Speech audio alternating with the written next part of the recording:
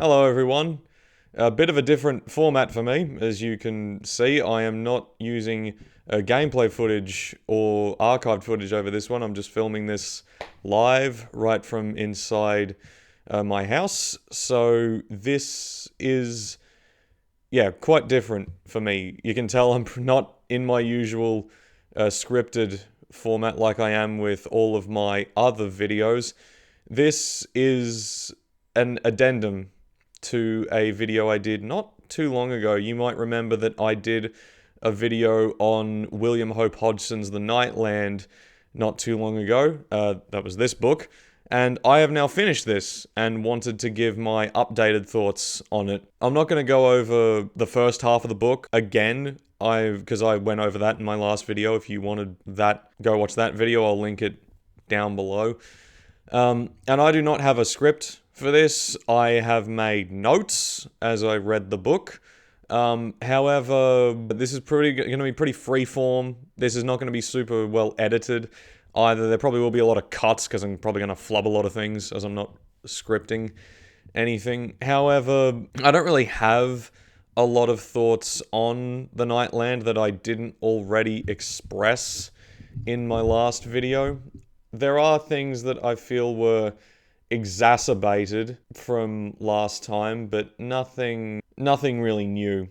So I guess to start with, for those of you who for some reason haven't seen my last video, it was The Nightland is a story about a 17th century person who, again, has a vision of a premonition of the Earth billions of years in the future, where the sun has gone out, humanity's held up in a giant pyramid called the Great Redoubt.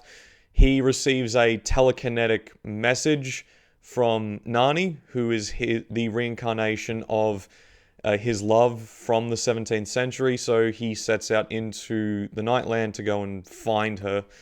At the point where I left off, I think I said I was 240 pages in. That was about halfway through the book, and not a lot had really happened. Well, things had happened. We'd gotten a lay of the land, a lay of the setting, which I really did like, and he was beyond the realms, or the known parts of the Nightland, and gone into uncharted territory. And it actually wasn't long after that where he came across Nani outside the place where she was living in, called the Lesser Redoubt. And from there, the book became a lot more about the relationship between Nani and X. The protagonist doesn't have a name, so fans have just called him X. And this is where the big issue with the second half of the book rears its ugly head, and that is the romance. I mean, I probably should have expected that it was going to be a pretty big focus of the second half of the story, because it's the main thrust of the story. The X is going out into the Nightland to find this person because he loves them. However, I really didn't like this relationship, partially because I don't really like romance stories in general, so it's kind of already on the back foot by being a romance story, but there are things in this relationship that I really did not like. The big issue is that there is a very clear power dynamic, like a very imbalanced power dynamic between X and Nani. X clearly being the more powerful individual in that relationship, with Nani being, he often calls her like his servant, and that he is the master of the relationship, which always came across as like really grotty to me. And there are quite a few times in that book where she disobeys him or pushes back on ideas that he has, and he beats her He specifically, he says that he whips her with like a belt, like he whips her on the shoulders. Admittedly, like that's not a majority of the time. A majority of the time they do talk things out and come to a compromise of some sort. But worth knowing those were in there, and there are other times where he wants to, but ultimately chooses not to. And when it's not being that, a lot of the relationship feels like overly ham-fisted. Like, for a lot of that second half, like, Hodgson cannot go 2 pages without X and Nani hugging or making out. And it won't even be like it won't even be like that fucking word. I'm gonna let you try that one more time. Sensually written. It's more like just blatant, like very bluntly state that they kissed each other or that they hugged and then move on from there. And if you say that they do that enough times, that equals romance. He doesn't write it like a love story. He seems to know that, romantic couples sleep together, will hug and kiss, but he doesn't. He tries to explain feelings, but again, because of the very garbled attempt at the very archaic prose that I mentioned in the first video, the feelings kind of get muffled and lost in the sauce, if you will. And that takes up a majority of the second half of the book. I mean, there are some parts where the good stuff comes back, like the point where they come across the slugs, for the only time that is, where you first see them, like when they're going through like a canyon, they're hanging up on the gorge. You just like see them like lying against the gorge high up, and how they will just like grab like a snake, like a python, and suck them in. Like, it's quite intimidating, and them working together to take down a slug that is climbing up to their sleeping place is actually quite a good scene, I found. But those scenes are very much in the minority. A lot of it is very sentimental and occasionally questionable attempts at romance. I said at the end of the last video that I would put up with all the issues I had with this book to see the setting a bit more. And what I got was like 90% romance and 10% of what I wanted, at least in that second half.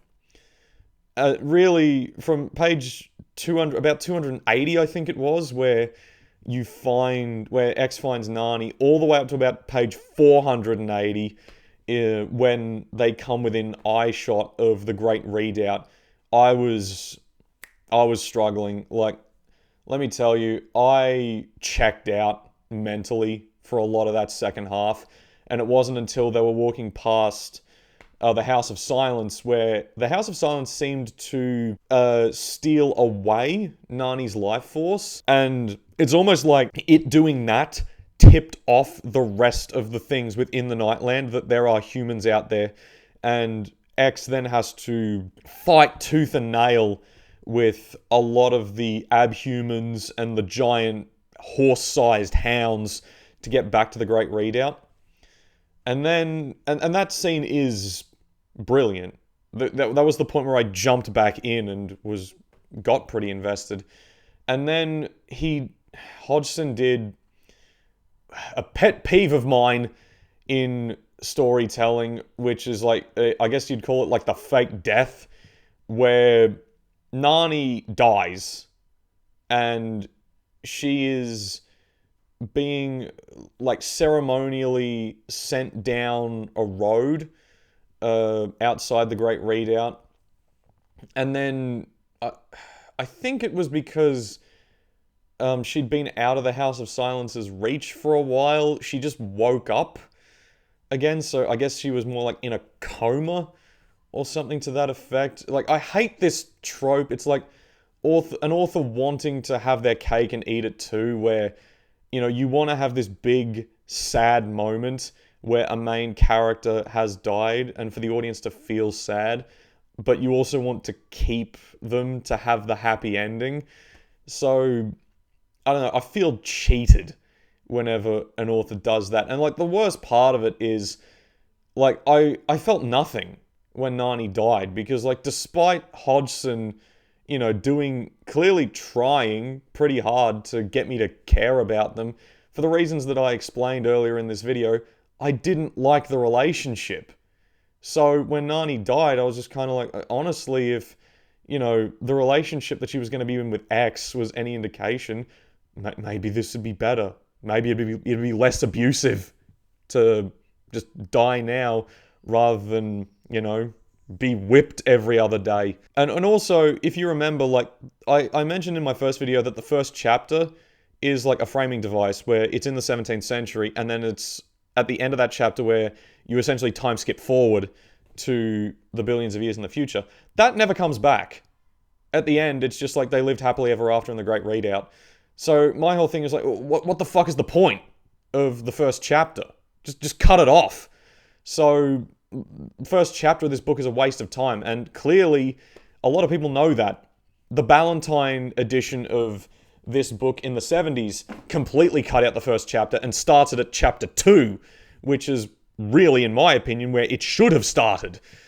So, retroactively, this second half made at least part of that first half worse, in my eyes. Yeah, I really didn't like the second half of this book. Like, the first half I found to be so much better, and even then, like, the first half was not devoid of issues either. This is a very disappointing book for me to finish, because I did like Hodgson's other work that I've read of his. Like, hang on, let me go get this. House on the Borderland. As I said in my last video on the Nightland, this is my favourite William Hope Hodgson story. And this is my favourite story I've read this year. And to go from this, which was amazing, it dragged a little bit in the second half, but, not for very long. And I do think the spectacle of that second half even carried it through the trudgy parts. Going from House on the Borderland to this was a massive disappointment. And it's not just that, I read House on the Borderland and thought that he was brilliant.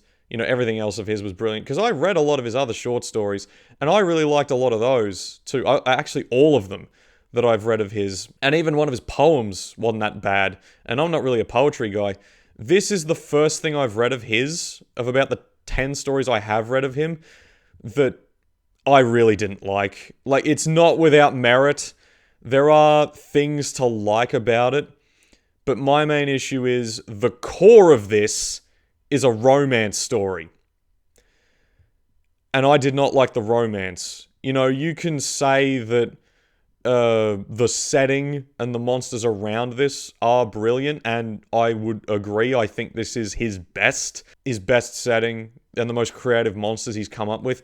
But ultimately, those are set dressing. If I am not invested in the main story, which again, the relationship between Nani and X, I don't care. Like, this is all frosting, no cake. If you're going to read the Nightland, don't read the version that I did. Either read The Dream of X, which was a heavily edited version that Hodgson did himself. He no joke, cuts out 90% of that. Goes from 200,000 words to 20,000 words. Or get the James Stoddard version, the Nightlander story retold. Don't make the mistake I didn't read this. It is such a drag in that second half, and it's not exactly the easiest journey to get to that second half either. And if you're going to read Hodgson, just read House on the Borderland. It's so much better.